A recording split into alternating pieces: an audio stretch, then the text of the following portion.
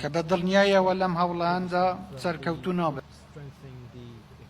ئامادەبوانی بەڕێز، وەک ئاگادارن ئێمە لە کاتێک ئەم ڕێوڕەسمە دەکەین کە بەرپرسانی حکوومەتی فدرالی بە شێوەیەکی ناڕەوا و نایاسایی و نادەستوری بڕیاری ڕاگرتنی موچەی خەڵکی کوردستانیان داوە.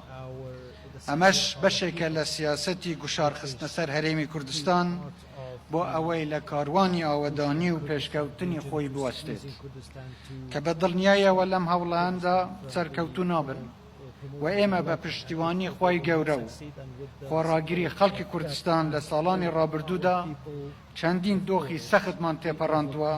بۆیە خەڵکی کوردستان دڵنیا دەکەینەوە کە هەرگیز و لەژێر هیچ فشارێکدا دەستبەرداری مافە دەستوریەکانمان ناوین.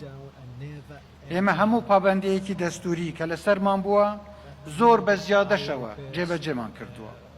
چاوەڕێشمان دەکرد لە بەرامبەردا مافەکانی خەڵکی کوردستان بدرێت، بەڵام بەداخەوە ڕێز لە مافە دەستوریەکانی خەڵکی کوردستان و تەنانەت لەو ڕێکەوتنانەش ناگیرێت کە ئیمزایان کردووە.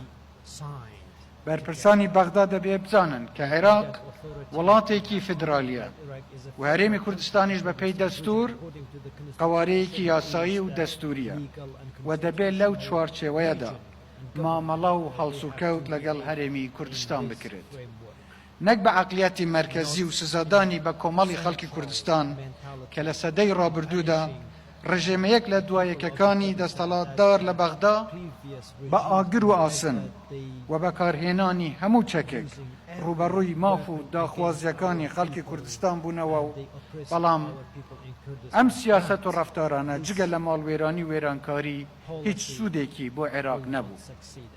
بۆیە هیوادارم بەرپرسانی بەغداش واز لەو سیاسەتە چەوتەی برسیکردنی خەڵکی کوردستان و پێشێلکردنی مافەڕەواکانی کوردستان بێنن، چونکە هیچ سوودێک و ئەنجامێکی نابێت. ئێمە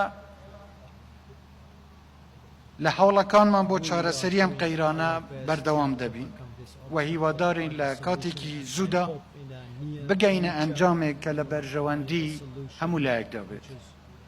جارێکی دیکەش پیرۆزبایی کردنەوەی ئەم سەکۆیە گرنگەتان لێ دەکەم و دەستخۆشی لە هەموو بەڕێوەبەران و گشت کارمەندانی ئەم دەست پێشخەریە دەکەم و هیوادارم هەمیشە وڵاتەکەمان لە پێشکەوتنی زیاتردا بێت. زۆر زۆر سپاس.